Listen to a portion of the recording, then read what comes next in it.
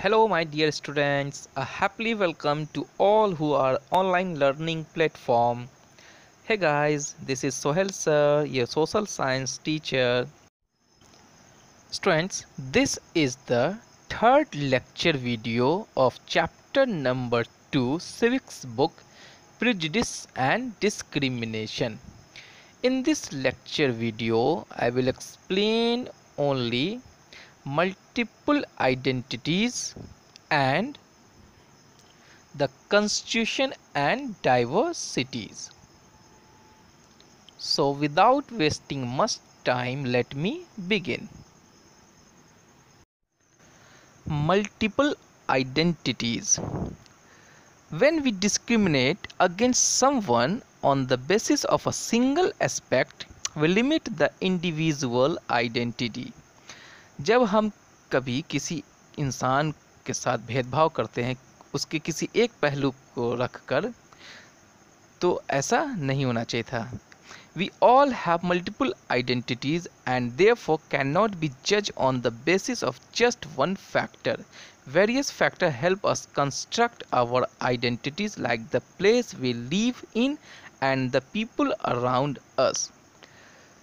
तो हमें किसी इंसान को उसके किसी एक पहलू को देख करके जज नहीं करना चाहिए. मान लीजिए कि कोई इंसान अगर उसको इंग्लिश नहीं आता हो, तो इसका मतलब ये थोड़ी है कि वो इंसान ही बेकार है. जैसे मान लीजिए कि अमेरिका में गोरे और काले में भेदभाव होता है, ब्लैक एंड वाइट में. तो अगर कोई वाइट है तो इसका मतलब ये ज़रूरी थोड़ी है कि वो बहुत अच्छा इंसान होगा, वो नेक होगा, वो हम्बल होगा. और कोई ब्लैक है तो वो एकदम बुरा इंसान होगा. तो अगर मान लीजिए उसमें एक आपको आइडेंटिटी आपको ब्लैक लग रहा है, तो इसका मतलब एक फैक्टर मान लीजिए उसका है कि ब्लैक है, तो इसका मतलब ये नहीं है कि वो इंसान ही बुरा होगा. वो कुछ नहीं कर सकता है, वो किसी के साथ अच्छा नहीं कर सकता, अच्छा बर्ताव नहीं कर सकता है. जैसे हाल ही फ़िलहाल में अभी हम देखें कि कुछ दिन पहले ही एक ब्लैक को जब वहाँ के वाइट पुलिस वाले मार दिए, तो उसके लिए आपको अमेरिका में बहुत बड़ा आंदोलन खड़ा हो गया है. और ये तकरीबन 30-40 साल में पहली बार इस तरह का हुआ है. तो इस तरह से हमें जज नहीं करना चाहिए. इंसान में और भी बहुत सारी खूबियाँ होती हैं, तो इंसान की खूबी के हिसाब से होना चाहिए. उनके कास्ट, उनके कलर, उनके धर्म के हिसाब से, उनके लैंग्वेज के हिसाब से नहीं होते. इसलिए इसको कहते हैं मल्टीपल आइडेंटिटीज़ होते हैं. With migration and mobility become easier, there is an increasing number of people who have multiple ethnicities, national identities, etc. As such, we cannot judge anyone on just one aspect. तो इसका मतलब वही हुआ, किसी इंसान के एक पहलू को मत देखिए, उसमें और भी बहुत सारी खूबियाँ हैं, उनको देख के ही जज करना चाहिए. Okay students. The constitution and diversity. संविधान और विविधता.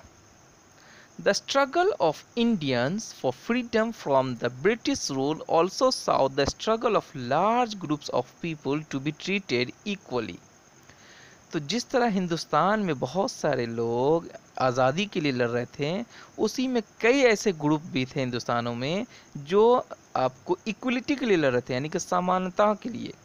Dalit, tribal, women and farmers fought not only for freedoms but also for dignity and equality. खास के दलित हो गए, ट्राइबल्स हो गए, औरतें हो गए या किसान हो गए, वो आज़ादी की लड़ाई तो लड़ ही रहे थे और अपनी डिग्निटी के लिए, अपनी इक्वलिटी के लिए भी लड़ रहे थे. They fought against the inequalities and discrimination that they faced in their lives. वो जिस तरह से जो जीवन यापन कर रहे थे, उनमें जो उनके साथ जो अन्याय होता था, जो भेदभाव होता था, वो उसके खिलाफ भी लड़ रहे थे और अंग्रेज़ों के खिलाफ भी लड़ रहे थे. Dalit tried to gain entry into temples. Farmer and tribal fought against the money lenders who charge high rates of interest. And women demand the right to education just like main.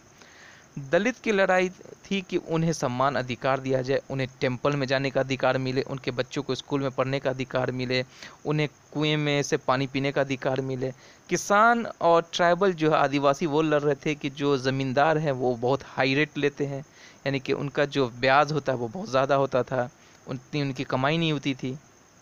और औरतें भी लड़ रही थी कि उन्हें समान अधिकार मिले, यानी कि वो भी हायर एजुकेशन ले, वो भी स्कूल में जाके पढ़ें जैसे मर्द जाते हैं, लड़के जाते हैं. तो इस तरह से आपको संघर्ष चल रहा था दोनों साइड से। When India gained independence from the British rule in 1947, our leaders were aware of the various kinds of inequalities that exists in our societies. तो जब हमारा देश आज़ाद हुआ 1947 में, तो हमारे देश के जो लीडर थे वो जानते थे कि हमारे देश में अभी भी इनइक्वलिटीज़ एग्जिस्ट करता है, यानी कि है, और इसे किस तरह ख़त्म किया जाए या कम किया जाए। Thus, the Indian Constitution that was framed then provide for equality of all the citizens and does not allow discrimination on the basis of religion, caste, gender, color, language, etc. तो जब हमारे देश का संविधान लिखा जा रहा था तो उस वक्त में इस बात पर ख़ास के जोर डाला गया था कि किस तरह हम अपने देश से भेदभाव को ख़त्म करें, और ख़त्म मुँह से तो बोल के तो नहीं हो सकता था, तो ऐसा एक कानून बनाया जाए जिससे इसको कम किया जाए, यानी कि ख़त्म किया जाए। Everyone has equal right and opportunity, हर सभी को समान अधिकार मिले, सभी को बराबर का अपॉर्चुनिटी मिले। Untouchability has been legally abolished and it is punishable crime, और जो भी छुआछूत करेंगे या जो भी इस तरह का भेदभाव करेंगे तो उनको क्या दिया जाए, यानी कि पनिशेबल क्राइम हो, यानी कि उनको सज़ा मिले, तो धीरे धीरे ये ख़त्म होगा। The Constitution also provides for upliftment of the socially and economically weaker section of the society.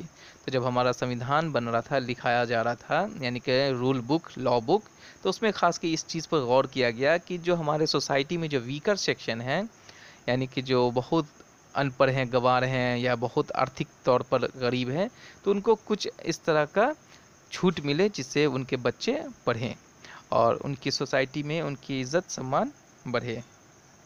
It is the duty of the state to protect these section from social injustice.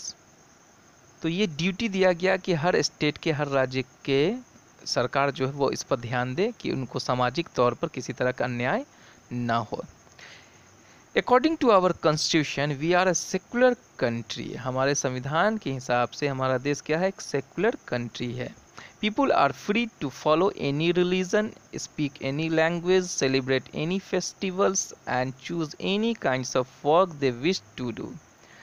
तो संविधान के हिसाब से हमारा देश क्या है, सेकुलर कंट्री है, और यहाँ हर धर्म के लोग अपने अपने धर्म को मान सकते हैं, हर लैंग्वेज को बोल सकते हैं, हर फेस्टिवल के सेलिब्रेट कर सकते हैं, अलग अलग धर्मों के जो अलग अलग फेस्टिवल है उसको मान सकते हैं और उसको सेलिब्रेट कर सकते हैं। किसी भी कार्य को, किसी भी काम को वो कहीं भी किसी भी स्टेट में रख के कर सकते हैं। There is no compulsory religion, language और festival that people have to follow.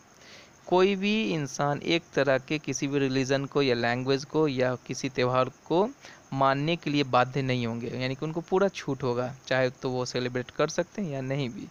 All religion are treated equally by the government. हर धर्म के लोगों को बराबर सम्मान अधिकार मिले, ये काम है वहाँ की सरकारों का। However, despite all this, independent India still witnessed discrimination in different form in many part of the country. इसके बावजूद भी, हमारे देश में आज़ादी के बावजूद भी और सख्त कानून होने के बावजूद भी हमारे देशों में भेदभाव आज भी होते हैं।